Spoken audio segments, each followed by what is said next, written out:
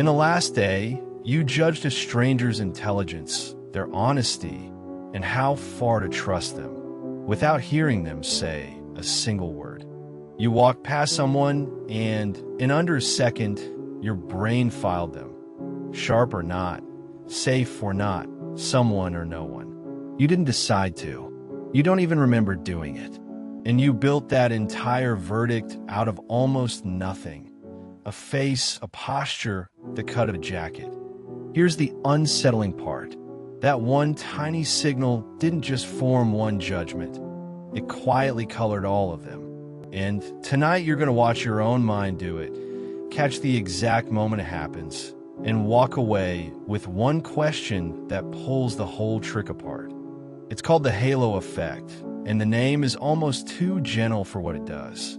One good trait, usually one you can read in a heartbeat, like looks, throws a glow over everything else about a person. Suddenly they don't just look good. They seem smarter, kinder, more honest, more capable. You never decided any of that. The glow decided it for you and handed you the conclusion as if you'd reasoned your way there.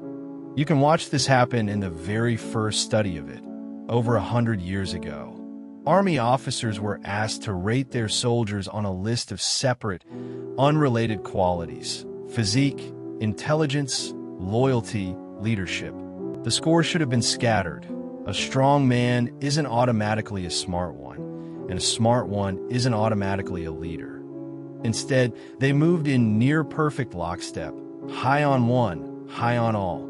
That's impossible to explain unless a single overall feeling about each soldier was quietly answering every separate question on the form. The psychologist who caught it, Edward Thorndike in 1920, gave the pattern its name, the halo. You run that same form in your head every day, one glance, and the rest of the boxes fill themselves in. But the most unsettling version came in 1977 from Richard Nisbett and Timothy Wilson. They had students watch a video of a teacher who spoke with a foreign accent.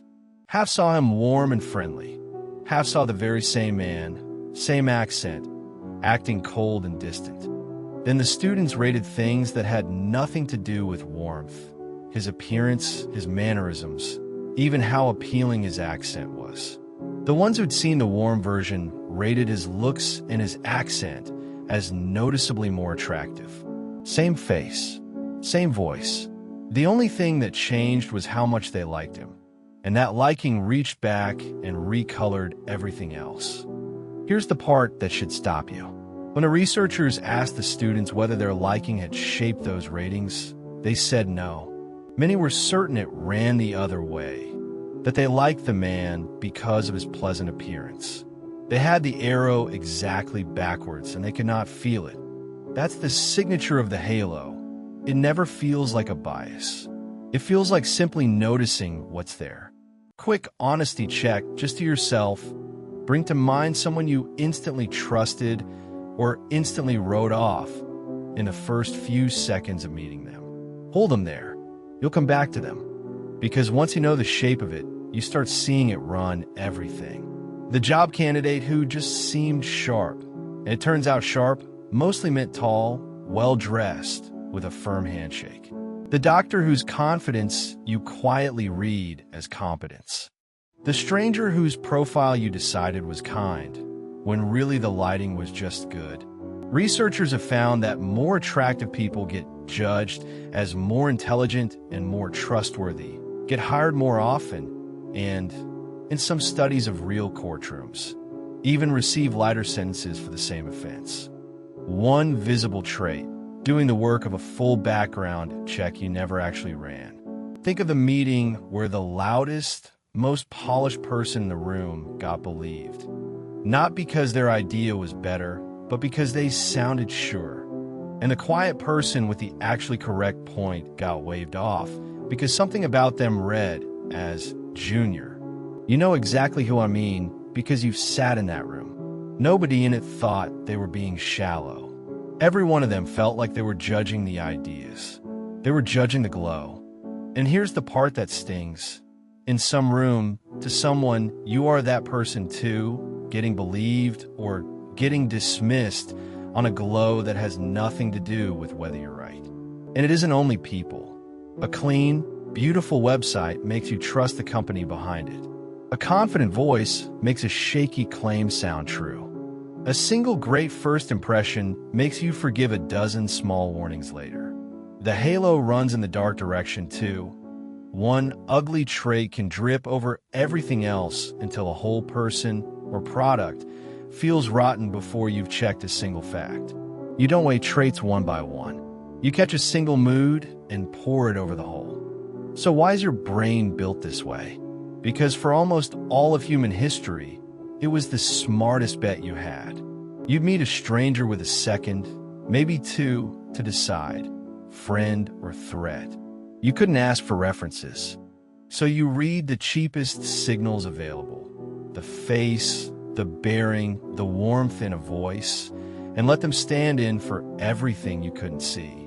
A fast, single overall read of a person beat freezing while you gather data that might get you killed. The halo isn't a malfunction. It's a survival shortcut. But you don't live in that world anymore.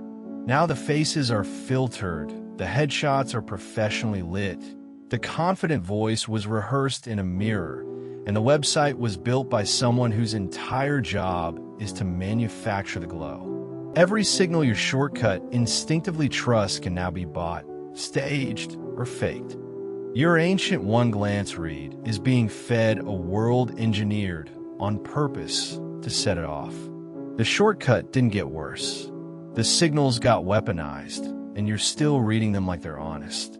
Which means you don't need to switch off your instincts. You just need one question to interrupt the glow before it spreads.